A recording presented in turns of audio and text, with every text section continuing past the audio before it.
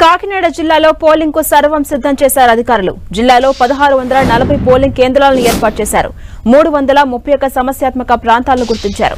సమస్యాత్మక ప్రాంతాల్లో భారీ బందోబస్తును ఏర్పాటు చేశారు. పోలింగ్ కేంద్రాలకు ఈవీఎంల తరలింపు ప్రక్రియ కొనసాగుతోంది. ప్రతి పోలింగ్ కేంద్రం వద్ద గట్టి నిఘా ఏర్పాటు చేశామంటున్న ఎన్నికల అధికారి నివాస్తో మా ప్రతినిధి Satish face to face. Polling అన్ని రకాల ఏర్పాట్లు అయితే అధికారులు అయితే పూర్తి చేశారు. ప్రస్తుతానికైతే మాత్రం ఉమ్మడి తూర్పుగోదావరి జిల్లా వ్యాప్తంగా 3 జిల్లాలకు సంబంధించి పూర్తి స్థాయిలో అధికార యంత్రాంగం అంతా కూడా పోలింగ్ కేంద్రాలను అయితే మాత్రం సిద్ధం చేస్తున్నాయి. అయితే ప్రస్తుతానికి మనం కాకినాడ జిల్లాలో ఉన్నాం. కాకినాడ రిటర్నింగ్ అధికారిగా కలెక్టర్ నివాస్ అయితే ఉన్నారు. వారిని అడుగుదాం. చెప్పండి, కాకినాడ జిల్లాకు సంబంధించి ఎటువంటి ఏర్పాట్లు చేశారు, ఎలాంటి పరిస్థితి? రేపు జరగబోయే ఎన్నికలకు సంబంధించి కాకినాడ జిల్లాలో అన్ని ఏర్పాట్లు పూర్తి అయ్యాయి. ఈరోజు పొద్దు నుంచి డిస్ట్రిబ్యూషన్ కేంద్రాలకి పోలింగ్ సిబ్బంది వచ్చి పోలింగ్ వస్తువులు తీసుకుంటూ బయలుదేరుతున్నారు. జిల్లాలో 1640 పోలింగ్ స్టేషన్స్లో రేపు పోలింగ్ జరగబోతుంది. దానికి సంబంధించి 16,445 పోలింగ్ సిబ్బందిని మనం సిద్ధం చేసి వాళ్ళందరికీ ట్రైనింగ్ ఇచ్చేసి ఈరోజు వాళ్ళందరూ కూడా బయలుదేరుతున్నారు.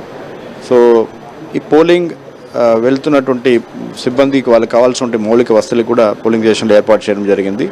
అదే రకంగా వస్తున్నటువంటి ప్రజలు ఎవరైతే ఉన్నారో ఓటు వేయడానికి వాళ్ళ కోసం కావాల్సినటువంటి నీడ వసతి కల్పన అండ్ అలాగే డ్రింకింగ్ వాటర్ అండ్ అలాగే చైర్స్ ఇవన్నీ కూడా పోలింగ్ స్టేషన్లో ఏర్పాటు చేయడం జరిగింది. సో ప్రజలందరూ కూడా ఎక్కువ స్థాయిలో రేపు వచ్చి ఓటు వేసుకోవాలని కోరుకుంటున్నాను. అంటే జిల్లాలో ఎన్ని సమస్యాత్మక పోలింగ్ కేంద్రాలను గుర్తించారు, దానికి సంబంధించి ఎటువంటి కట్టుదిట్టమైన ఏర్పాట్లు చేశారు? జిల్లాలో 331 క్రిటికల్ పోలింగ్ స్టేషన్స్ని గుర్తు చేయడం జరిగింది.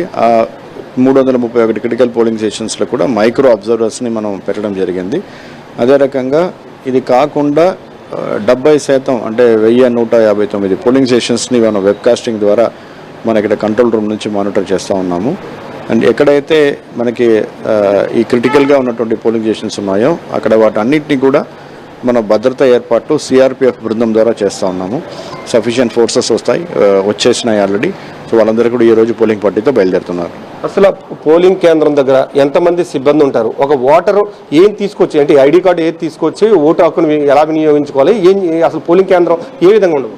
అంటే పోలింగ్ కోసం వస్తున్నటువంటి ప్రజలు వాళ్ళు ఎపిక్ కార్డు ఒకటి తీసుకురావాలి. అదే రకంగా అది లేనిచో వాళ్ళకు ఉన్నటువంటి అదర 12 డాక్యుమెంట్లు, Aadhaar card, NRGS job card, అదే రకంగా వాళ్ళ పెన్షన్ కార్డు, ఇవంటి డాక్యుమెంట్స్ ఏవైతే ఉన్నాయో ఆ డాక్యుమెంట్స్ 12 డాక్యుమెంట్స్ వాళ్ళు తీసుకొచ్చి తమ ఓటు హక్కుని వినియోగం చేసుకోవచ్చు. ఓటర్ స్లిప్ మాత్రాన ఉంటే మాత్రం ఓటు హక్కు వాళ్ళకి ఉండడానికి ఇది మనకు అర్హత ఉండదు కాబట్టి తప్పనిసరిగా ఈ డాక్యుమెంట్స్లో ఏదో ఒకటి కూడా వాళ్ళు ఓటర్ స్లిప్తో పాటు తీసుకురావాల్సిందిగా కోరుకుంటున్నాను. అంటే సర్వసాధారణంగా మనం పోలింగ్ జరిగేటప్పుడు చూసుకుంటే కనుక ఎప్పుడు కూడా ఈవీఎంలు మొరాయించడం అనే ఒక ప్రక్రియ అయితే ఎక్కువగా అరుదుగా చూస్తాం. అలాంటి సమస్య కనుక వస్తే దాన్ని వెంటనే రెక్టిఫై చేయడానికి ఆల్టర్నేటివ్ ఏర్పాట్లు ఏం చేశారు? అంటే జిల్లాలో ఉన్నటువంటి పోలింగ్ కేంద్రాలని సెక్టర్ ఆఫీసర్ వారీగా విడగొట్టి 159 సెక్టర్స్ మనం పెట్టడం జరిగింది. ప్రతి సెక్టర్ ఆఫీసర్స్కి 2 ఈవీఎం మనం స్పేర్ కింద ఇవ్వడం జరిగింది. సో వాళ్ళు వెంటనే అక్కడ వాళ్ళు ఆ స్థలానికి చేరుకుంటూ ఈవీఎం మారుస్తారు ఏదైనా ప్రాబ్లం ఉంటే. అలాగే బెల్ ఇంజనీర్స్ కూడా ప్రతి కాన్స్టిట్యున్సీకి 3 ఉన్నారనమాట. సో వాళ్ళు కూడా ఈ ప్రాబ్లం మీద వస్తే రెక్టిఫై చేయడానికి రెడీగా ఉన్నారు.